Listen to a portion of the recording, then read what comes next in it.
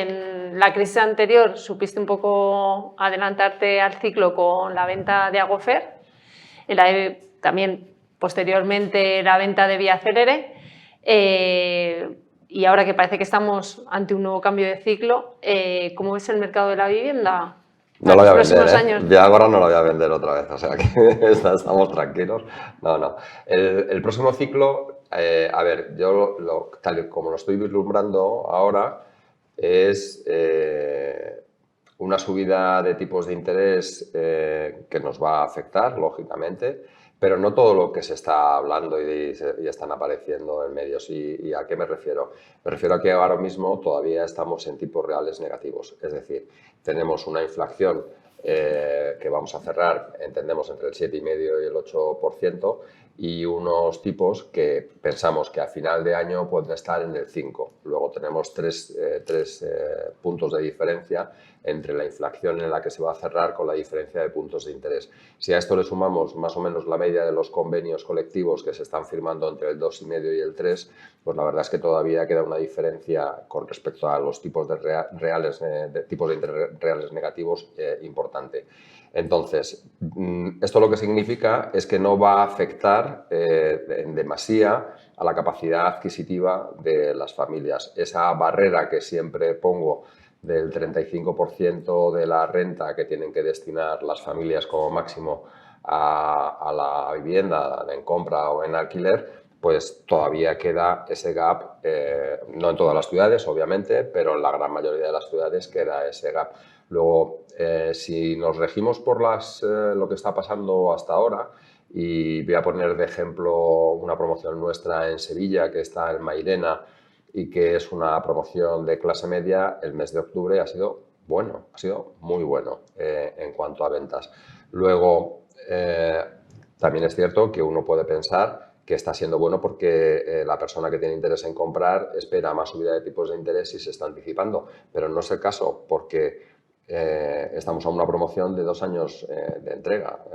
Entonces, lo que estamos viendo es que hay mucha liquidez en el mercado en general, que las inversiones alternativas que podrían ser a vivienda en las financieras no están bien, porque la comparativa es con bonos y el bono no está bien, y consecuentemente el mercado inmobiliario pues está apareciendo con una fortaleza que yo creo que va a continuar. ¿Qué nos puede ocurrir? Pues que de alguna manera la sensación que tenga el comprador o la sociedad respecto de lo que pueda ocurrir en el primer trimestre del año que viene, pues es que le genere una desconfianza y podamos tener un parón. Pero como lo que estamos anticipando es 2 trimestres o lo que se denomina una recesión técnica, 2 trimestres de crecimiento negativo, pero con mantenimiento del empleo en líneas generales, pues la verdad es que si esto ocurriese así, y muchos economistas a nivel macro lo están compartiendo, pues estaríamos en una situación de crisis probablemente de enero hasta principio de verano, y yo entiendo que después de verano empezando otra vez a salir, siempre y cuando se logre controlar la inflación, que es, yo creo, que la cuestión fundamental y lo que los bancos centrales están haciendo. Entonces, como decía recientemente Bankinter en su último informe inmobiliario, que ve bajadas de precio no demasiado intensas, pero sí que habla ya de bajadas de precio en el sector. Además, lo hemos visto en la anterior crisis, que erais muy reacios a hablar de bajadas de precio. No sé, ¿no ves bajadas de precio, un pequeño ajuste? No veo bajadas de precio en el mercado de vivienda nueva. No veo bajada de precio porque si nos cogemos todos los informes, por ejemplo, de las cotizadas, y esto se puede generalizar en el sector, el ejercicio este ejercicio ya está hecho. Me refiero a las ventas. Las ventas del año que viene están realizadas prácticamente en un 80%. Y las del año 24 en un 26-27%. Entonces, yo no veo al sector promotor inmobiliario con unas ventas para el ejercicio que viene, o sea, en lo que se entrega el año que viene, con unas ventas del 80%, yo no veo bajando precios, no tiene mucho sentido. Además, no acompañaría tampoco y no sería real que mientras no haya, consecuentemente, una bajada de precios de todo nuestro sistema productivo, empezando por los materiales. Entonces, con los niveles de venta que hay ahora mismo en el sector, al 80% para el año que viene y al 24%, están entre 24 y 27%. Para el año 2024 yo no veo bajada de precios, Elena. Pero fíjate, depende de la estadística que estés mirando. Cuando coges las estadísticas de lo que ha pasado en el mes de agosto, el crecimiento de las hipotecas ha sido a doble dígito, de concesión de hipotecas en el mes de agosto. Claro, pero depende muy bien cuándo estés cogiendo la retrospectiva. Para nosotros, con el crecimiento que llevamos hoy en día respecto de las ventas que vamos a tener en este ejercicio, que ya está prácticamente al 100%, y las del 80%, y además muy analizadas por los bancos, porque eso sí que estamos prácticamente constantemente pasando los datos, realizamos una venta y pasamos datos para que haya un análisis financiero por parte de la entidad. Yo no veo esa problemática de que el banco, cuando llegue la hora de subrogar, vaya a denegar la subrogación. No, además es que hay que de alguna manera desligar los precios tanto de obra nueva como de segunda mano. En la primera cuestión, es cierto que a lo mejor en la segunda mano en alguna plaza pueda tener una bajada de precio, pero es que de los volúmenes que estamos hablando de ejecución de obra nueva en estos momentos, pues es que son muy bajitos, si es que estamos en mínimos, si es que estamos hablando de que este año, pues si cerramos en 100.000 unidades, que yo no lo creo, que lleguemos a las 100.000 unidades, pero bueno, nos faltan 2 meses todavía. Si llegamos a 100.000 unidades con una previsión de necesidad de 180.000, el otro día el informe que nos mostraba el INE ya está anticipando algo que yo creo que va a ser trascendental para nuestro sector, y es que en 15 años la población española va a aumentar 5 millones de habitantes y que no va a venir por un crecimiento vegetativo de los españoles, porque la pirámide poblacional en España es la que es, y que va a venir por personas que vengan de fuera de nuestro país, pues eso da una media de 180.000 creación de hogares en los próximos 5 años. Y solo por poner un ejemplo, la cifra que daba para Madrid es que Madrid va a necesitar 44.000 o va a crear 44.000 nuevos hogares año, cuando realmente lo que se están haciendo es en el entorno de 17.000, 18.000. Entonces, es muy difícil con la demanda embalsada que tenemos y encima con esa previsión de crecimiento en 15 años, que no es que estemos ahora a cero y en 15 años se vaya a producir, es que se va a ir produciendo paulatinamente esa entrada de personas en nuestro país, con lo cual puede crecer todavía aún más esa necesidad. Con los volúmenes de mercado que tenemos ahora mismo, yo sinceramente no veo que vaya a haber, primero, ni una bajada de precios, y si finalmente el vaticinio de los economistas, que es la corriente mayoritaria, lo que nos vienen a decir que son 2 trimestres o vamos a tener 2 trimestres de recesión, o lo que se llama recesión técnica, para empezar recuperación hacia los finales del verano o principios del 24, pues yo no lo veo. Cuando hablas de las 180.000 viviendas, que es un poco más de las que hablabais últimamente, que habláis 120.000, 150.000, ya con la falta de mano de obra se ha hablado mucho, que no hay gente preparada para el sector de la construcción, y los costes elevados costes de construcción son cifras a las que puede llegar el sector, 150.000, 180.000 viviendas, y que es lo que se necesita, que no tenemos ahora y que por eso tampoco se está construyendo. Es como la película aquella de vuelta a empezar otra vez siempre, ¿no? Y me explico. Si el sector está preparado para hacer 180.000 viviendas, orgánicamente sí. ¿Falta mano de obra? Sí. Pero estamos observando, en un principio pensábamos, quizá porque lo mirábamos de una manera muy endogámica, que solamente era nuestro sector el que tenía falta de mano de obra, y estamos viendo que es una cuestión absolutamente generalizada. Todos los sectores tienen falta de mano de obra.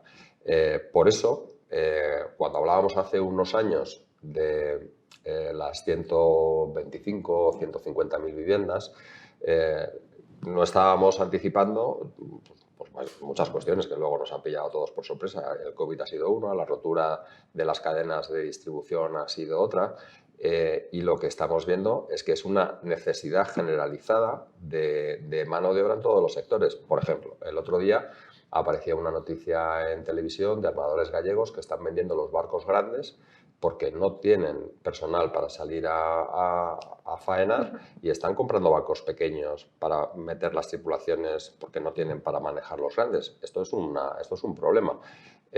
Ahora estamos nosotros en el negocio de la madera y nos pasa exactamente igual. Cuando vas al origen, a lo que es la gestión o se llama selvicultura, la gestión del monte, te das cuenta que no hay mano de obra para desarrollar una actividad con normalidad. Le pasa a los hosteleros, le pasa a los hoteleros, pasa en el sector del automóvil.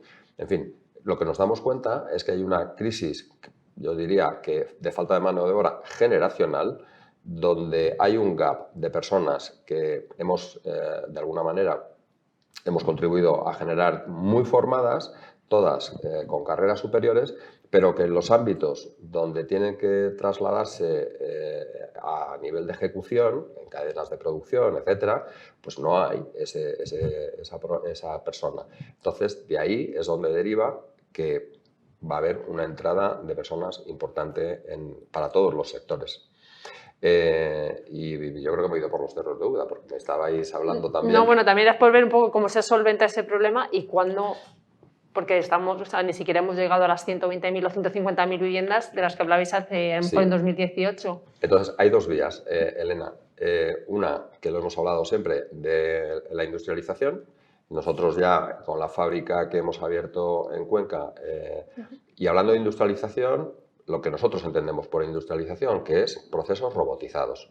No trasladar la ejecución de lo que harías en una obra a una nave industrial, no, robotizado. Pues por eso hemos montado Lignuntec y por eso lo hemos hecho con madera, porque la madera es el material que te da la posibilidad de robotizar y automatizar todos los procesos. Entonces, una fuente de solución, clarísimamente, es la industrialización y dos, y por eso decía que parecía que volvemos siempre al mismo punto de partida, la generación de suelo en las ciudades donde realmente la sociedad quiere vivir. Y eso es uno de los grandes problemas. Si ahora os voy a poner el caso de Madrid. Tenemos todo lo que es Estrategia del Este, que ya por fin está todo en marcha, pero si cogemos la Estrategia del Este, Valdecarros, Aijones, Berrocal yo entiendo que empezarán ya enseguida, Aijones y nosotros que estamos en Cerros, no tendremos suelo preparado para empezar a promover hasta por lo menos dentro de año y medio, 2 años. En esos 2 años no hay suelo en Madrid. Vamos a la operación de arriba, en el norte, a Castellana, y estamos exactamente igual. Ahora ha firmado ya por fin el gobierno el convenio para la operación Campamento y se pondrá en marcha. Pero desde que ese suelo se ponga en marcha, se pone en marcha ahora, hasta que esté preparado para edificar, pues pasarán otros 2 años, por lo menos.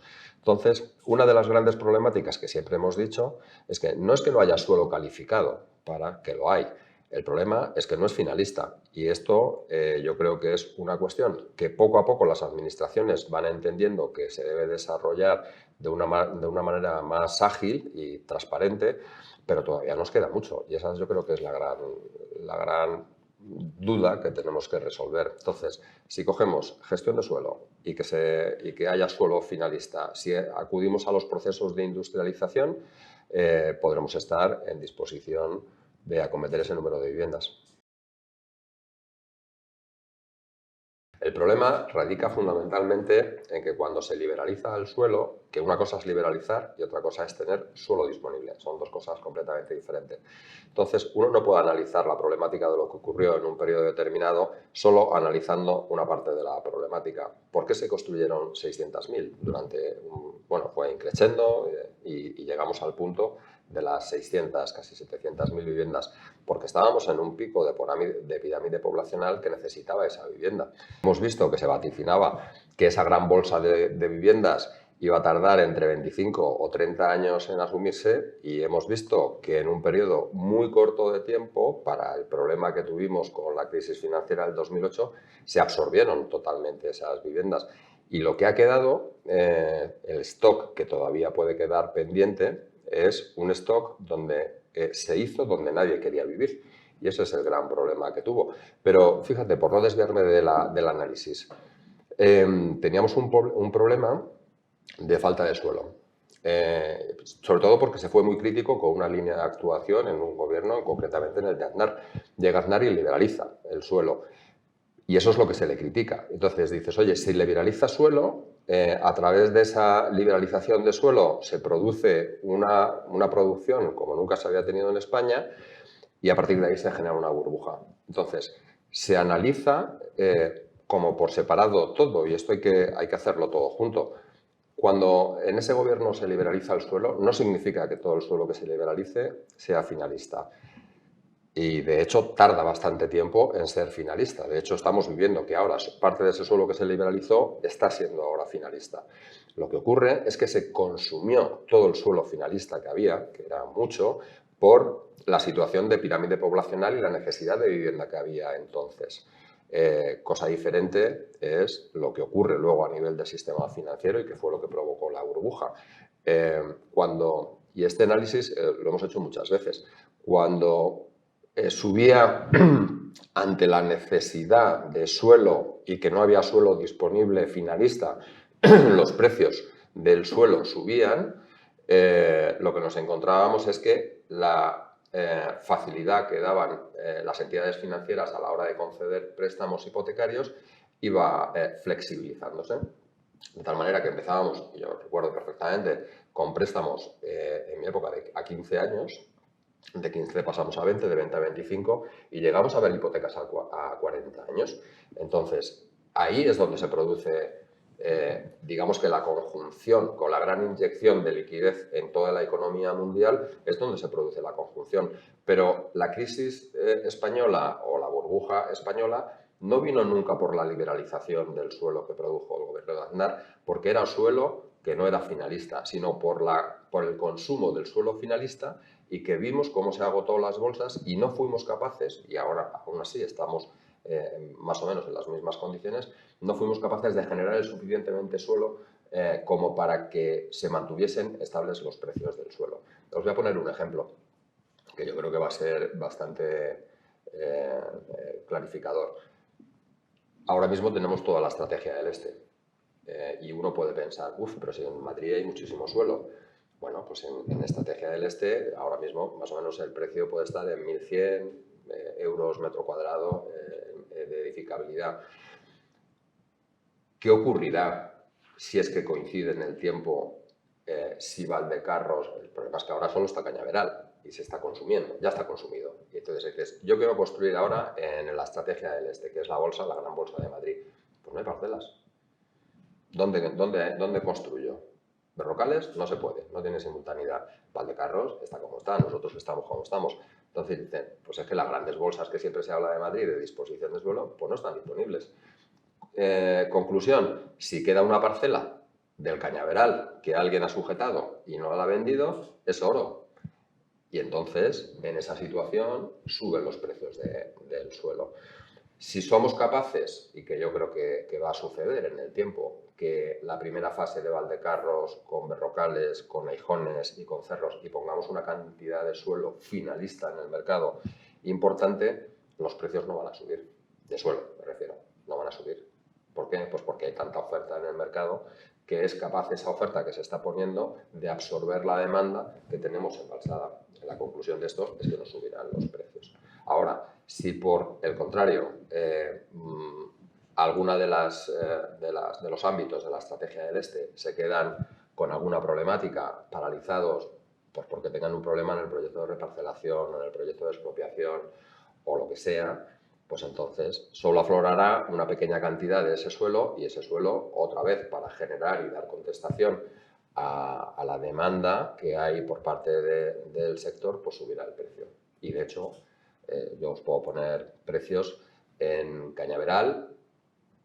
Justo después de la crisis nosotros estuvimos viendo allí operaciones de parcelas y estaban en 300, 350 euros, vivienda libre, 300, 350 euros más o menos metro cuadrado de suelo edificable. Y hoy te las encuentras a 1.100. ¿Cuántos años han pasado? Pues han pasado 6 años, 7 años. Es Fijaros, la multiplicación, ¿por qué? Pues porque no hay suelo. Entonces, hay que romper esa idea de que liberalizar el suelo no impide una provocación de burbuja, porque liberalizar el suelo, si no es finalista, no tiene ningún efecto, ninguno. La clave es tener suficiente suelo finalista para dar respuesta a la demanda.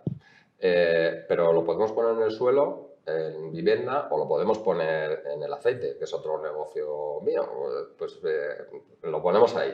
¿Por qué están subiendo los precios del aceite? O sea, ¿se está especulando con el aceite? No. Hay un problema. O sea, falta del aceite que viene, del suministro que viene de Ucrania, de una tipología de aceite, hace que esa gente se meta a consumir aceite de oliva virgen extra. A partir de ahí, malas cosechas este año, poco producto, aceite sube. O sea, es que es así de sencillo. Y a nivel de inversores, bueno, también en el mercado español entra mucho inversión internacional, entra mucho en promotoras y ahora pues que comentabas que igual no es tan atractivo. ¿Fondos te refieres? Fondos. Igual la renta fija a lo mejor no, bueno, comentas que tampoco es tan atractiva como para que se vayan un poco hacia la renta fija, pero sí se pueden ir a lo mejor hacia otros países. ¿Cómo crees que puede afectar al mercado si, como vemos, a lo mejor se paran procesos o grandes procesos de venta? El inversor institucional o fondo, hay dos premisas que requiere.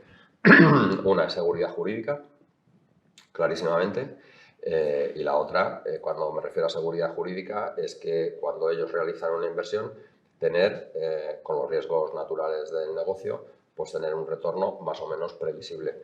Y eso hoy en día en nuestro mercado pues no se está dando. Y por mucho que nosotros desde el sector y sobre todo desde la asociación hacemos una reclamación constante respecto de la seguridad jurídica en el sector, pues no se da, porque se atiende más a circunstancias a veces de decisiones políticas que decisiones más técnicas de dar respuesta al mercado. Y se genera un relato y el relato, por lo menos es la idea que tengo yo, el relato puede tener muchas incongruencias o medias verdades o mentiras directamente, pero si está bien trabado, pues ese relato de alguna manera es bien aceptado, ¿no?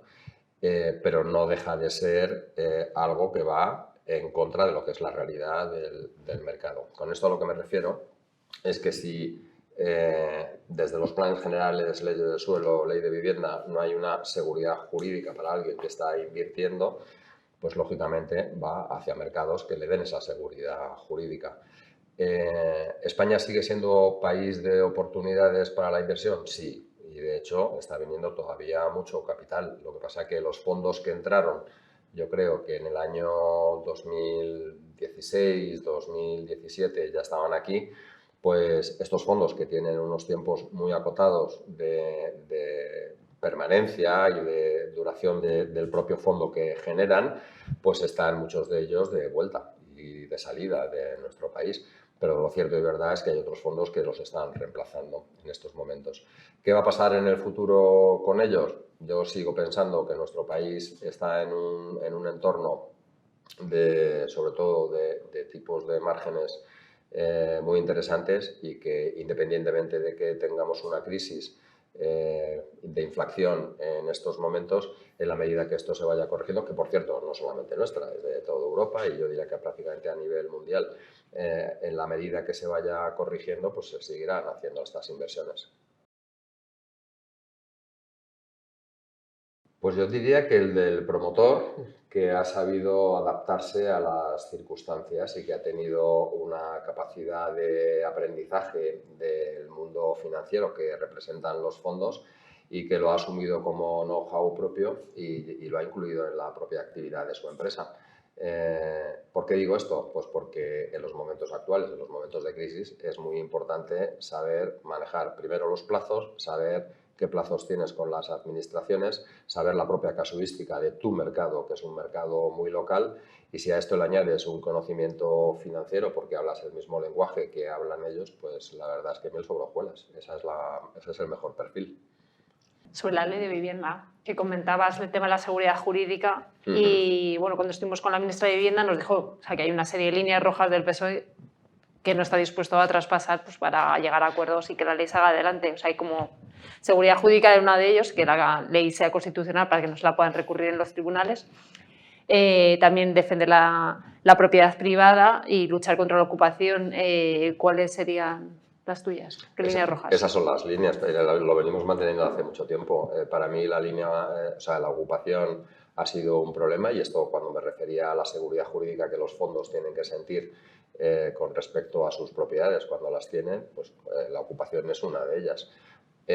Y además creo que ha habido un cambio de discurso respecto de las líneas maestras que tenía la ley de vivienda. Quiero decir que hace unos meses, y si recordáis, y ahí está la hemeroteca, el mundo de la ocupación pues no estaba tan mal visto o no era un problema. Hoy está siendo ya un problema. Hoy, en la medida que los medios de comunicación nos vais haciendo más eco de las distintas causas que están acometiendo, de la problemática que te puede dar edificios ocupados, pues a partir de ahí empieza a ser aparece o realmente el problema estaba, pero realmente es como que hacen suyo ese discurso y empiezan a decir que eso es una línea roja en general.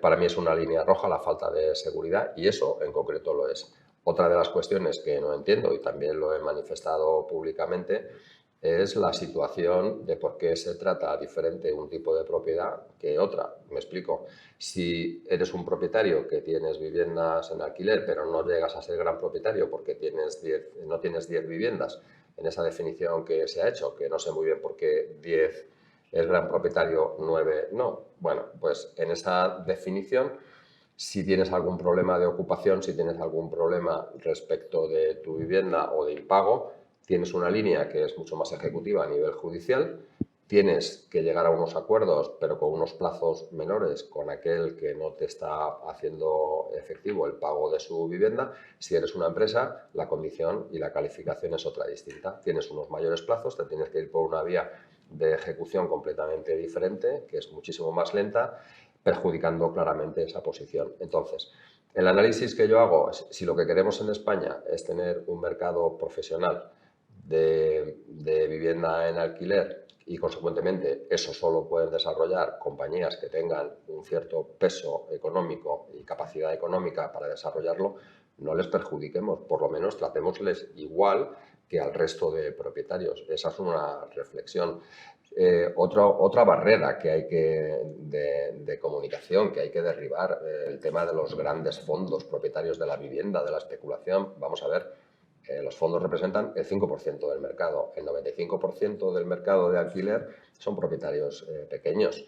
Entonces, no tiene el impacto sobre la economía y sobre todo sobre el mercado de alquiler los fondos, con ese 5% de porcentaje del mercado que tienen, como para que se haga, voy a decirlo así, escarnio, o se trate de atacar de una manera populista a quien solo tiene el 5% del mercado, dejando fuera ese 95%. A eso es a lo que me refería con seguridad jurídica. Y luego, por último, y también lo he manifestado en público infinidad de veces, no creo en sistemas que no han funcionado en otras partes. Entonces, es como muy machacona la idea de tenemos que controlar los precios limitándolo, sabiendo que allí donde se han puesto estas condiciones en marcha no ha funcionado. Sabemos, y lo hemos visto en nuestro país, cuando se limitan precios en Barcelona, ¿cuál fue la reacción del mercado? Es retirada del producto que está en alquiler. Esa es la primera circunstancia. Menos producto, se sube precios. Allí donde no hay la restricción de precio, es decir, en las coronas, que son en las periféricas. ¿Quién habita en las coronas periféricas? Pues la clase media.